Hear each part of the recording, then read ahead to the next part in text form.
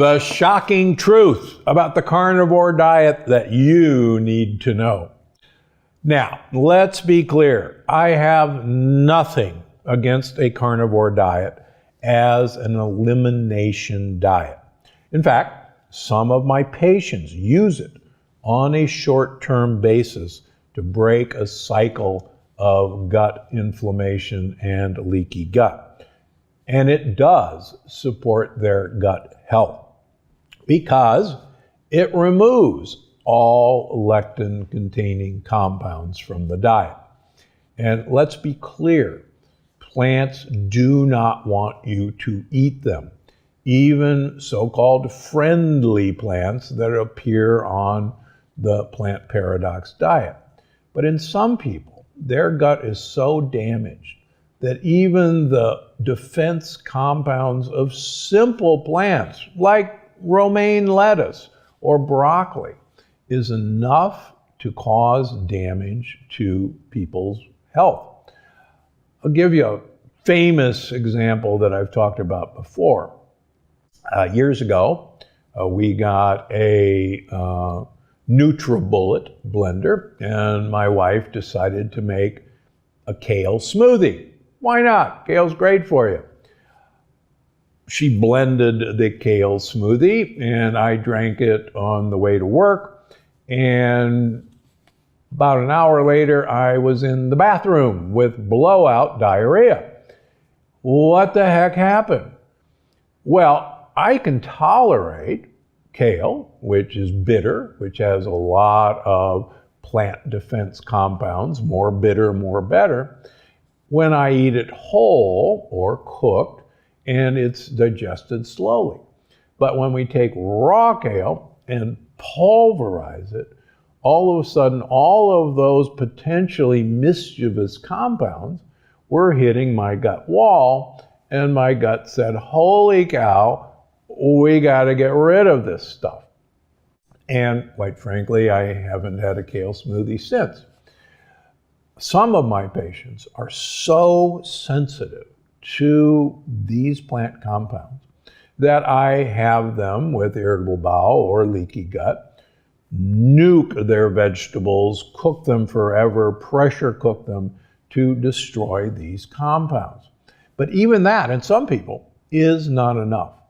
And we've seen success by eliminating all of these compounds. In fact, I've written before that a lot of these diets, like the Atkins diet, like the drinking man's diet, which was a very low carbohydrate diet, basically eliminated these plant compounds. And that's one of the reasons they work for so many people.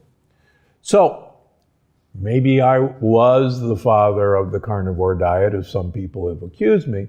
But before we say, well, if plants are so bad for you, all of us should be eating a carnivore diet, not so fast.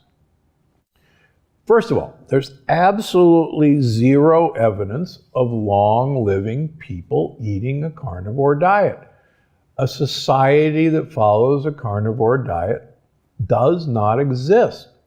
And one would think, with so much experimentation with food around the world for millennia, if a carnivore diet was as good as its proponents say it is for long-term health, surely we should have been able to find a society that has long-term great health on a carnivore diet. And that simply does not exist. In fact, looking at areas of the world that have extreme longevity, the blue zones and other zones that I've talked about in my book, all of these areas have one thing in common. And no, it's not that they eat beans and rice or grains. Sorry, that's absolutely not true. All of these areas in general eat a very low animal protein diet. And as I've written about in all my books, that's what appears to be the major driver of this longevity. Now, the other thing, if you're going to embark on a carnivore diet, let's be careful about our food choices that are available by eating animal products. First of all, there is a sugar molecule in beef, lamb, and pork called Nu-5GC.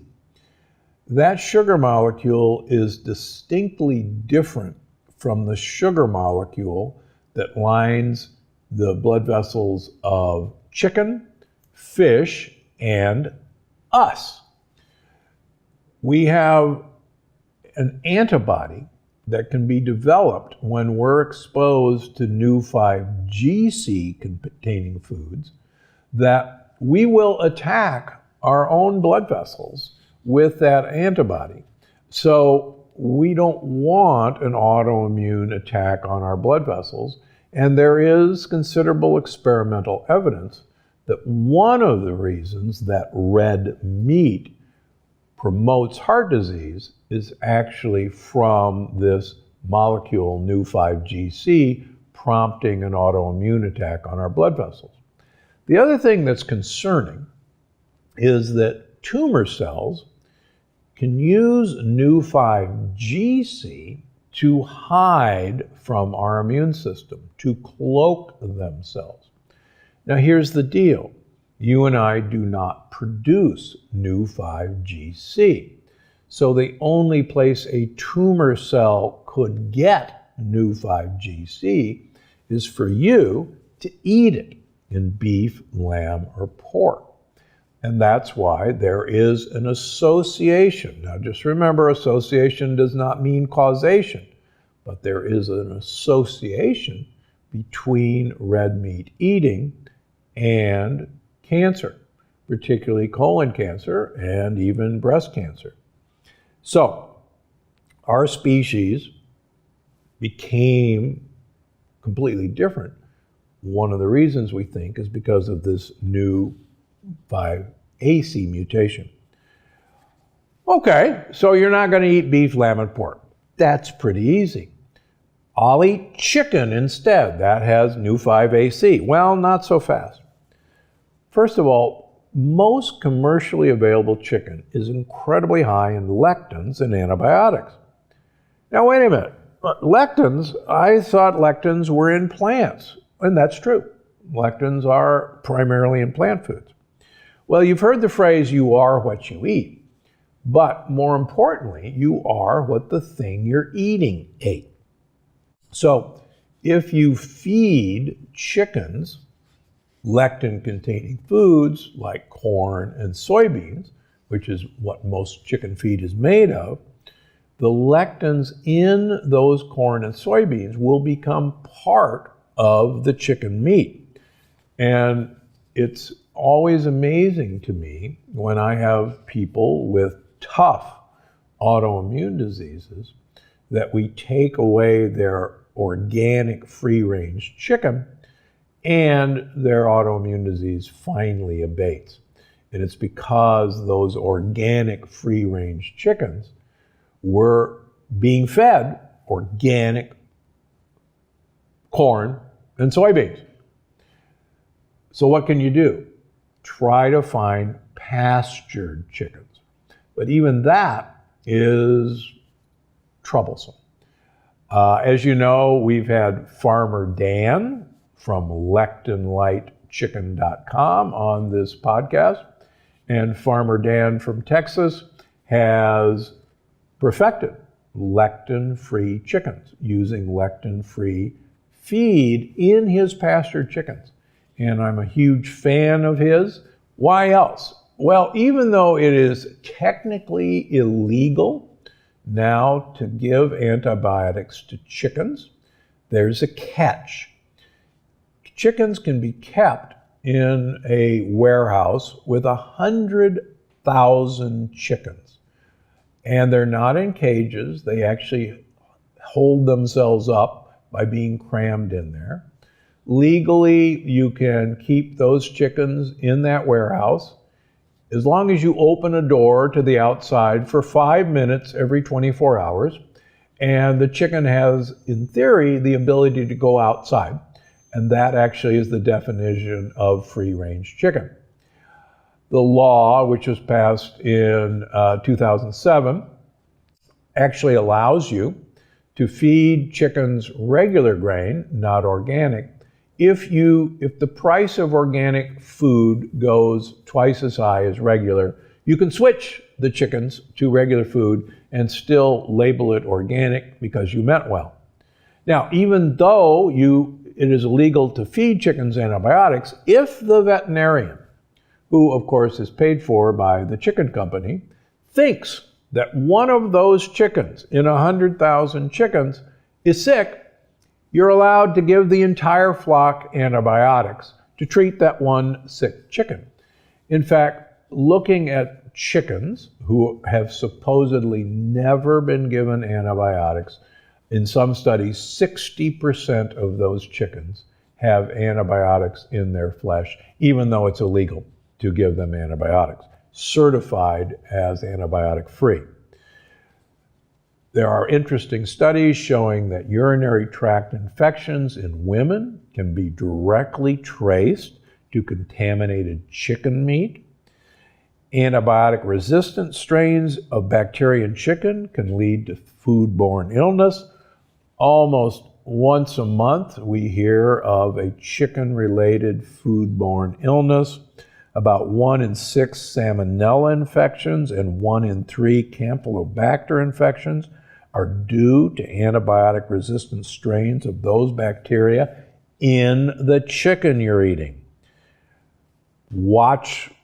Be very careful when it says no antibiotics label. That is not your assurance that these chickens have not been given antibiotics. Look for pasture-raised chicken. Know your farmer. Ask your farmer at the farmer's market, what do you feed your chickens? The correct answer is nothing. They go out in the fields and eat bugs and grass, which is what they're supposed to do. Okay, well, what about eggs? That could be a potential for the carnivore diet. Well, if you're going to do that, again, look for pasture-raised or at least omega-3 eggs, and preferably look for omega-3 eggs that have been fed algae. There are a number on the market. But the deal with eggs, in my humble opinion, is eggs should be a vehicle to get olive oil into your mouth. And interestingly enough, eat primarily the yolks. That's where all the good stuff is. And look for the really bright, intensely orange-colored yolks. That's a guarantee, pretty much, that those chickens have been outside eating bugs. Give the whites to your dog. Your dog will love you for it. Interestingly enough, about 2.5 eggs a day meet all the protein requirements for your needs. How about fish? Please eat wild fish only, preferably smaller fish like sardines, like mullet. The best seafoods that you can get, wild-caught salmon. Alaska salmon by law has to be wild caught. If you see the words organic salmon, run the other way. They didn't follow the salmon around in the ocean to see if they were eating organically. Those are farm-raised salmon that have been fed organic corn and soybeans. So just because it says organic or Nordic salmon or Scottish organic salmon or Canadian salmon, run the other way. That's not what you're looking for. Try to stay away from larger fish. The people that I see with high mercury levels in their urine or their blood, in my practice, are dentists or sushi eaters. These are not your friends. Swordfish, tilefish, grouper has high levels of mercury, and try to avoid these things. And naturally, if you're having fish and chips or fried calamari, that's not part of the carnivore diet. Sorry about that. Okay, so why do people get good results with the carnivore diet? Well, it's because you're eliminating lectins. But all of my carnivore diet patients, when we look at their inflammatory markers, over time, their inflammatory markers, markers of vessel flexibility, begin to get worse and worse. So short term, to fix a problem with an affront of plant compounds against your gut, I've got nothing wrong with that. But long term, I can tell you in my patient population, it looks like a recipe for disaster. And again, if this was such a good idea, we should be able to find a society with incredibly long-lived, healthy people who have adopted a carnivore diet. I'm sorry, they just can't be found. Finally, just remember, as in general, and I agree with Dr. Walter Longo with this, the less animal protein that you can get, the better. And when I ask my patients to reduce animal protein, I see dramatic reductions in a blood marker called insulin-like growth factor. And as a general rule, the lower your insulin-like growth factor, the longer you live well, and quite frankly, the less chance of cancer developing. So why not go after that? So is a carnivore diet a great idea? Well, as the ultimate elimination diet, I have nothing wrong with a carnivore diet in the short term. But once you fix the underlying problem, and you know how to do that if you've been watching this podcast, once you fix that problem, it's time to wean yourself from the carnivore diet. And if you're going to do the carnivore diet, please try to think about small fish, try to think about shellfish, like clams, like scallops, like oysters, like mussels, and small fish like sardines. That's the safest way to practice a carnivore diet. I think you're going to love this one. Fun fact, the amount of lithium in your local water may have a positive benefit on your brain health through the years.